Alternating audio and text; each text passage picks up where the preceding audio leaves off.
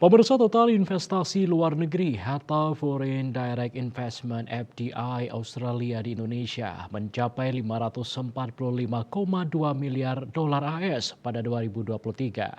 Hal itu disampaikan Menteri Koordinator Bidang Perekonomian Erlangga Hartarto. FDI Australia di Indonesia tumbuh 4,0% sepanjang 2023. Hal itu menjadikan Australia sebagai salah satu mitra penting bagi Indonesia. Dalam keterangannya di Jakarta dikutip dari kantor berita Antara, Menko Airlangga mengatakan Australia telah dan akan selalu menjadi mitra penting bagi Indonesia.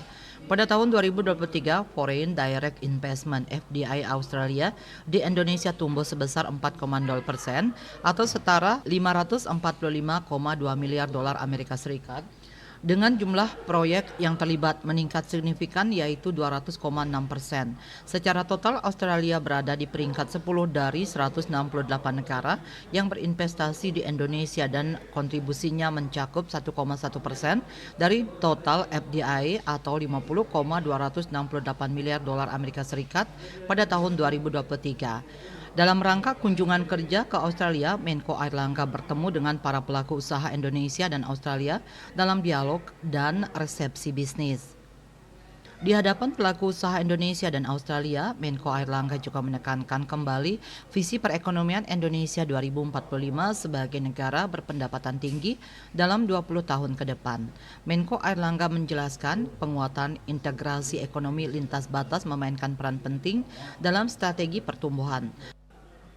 Oleh karena itu, Indonesia sudah mulai membuka diskusi aksesi dengan Organisasi Ekonomi dan Pembangunan Ekonomi (OECD) dan Comprehensive and Progressive Agreement for Trans-Pacific Partnership (CPTPP). CPTPP mempercepat kesepakatan dengan Uni Eropa serta terlibat aktif pada Indo-Pacific Economic Framework for Prosperity (IPEF). Sebagai informasi, CPTPP adalah perjanjian dagang antara 11 negara yang mencakup Australia, Brunei Darussalam, Kanada, Chili, Jepang, Malaysia, Meksiko, Selandia Baru, Peru, Singapura, dan Vietnam.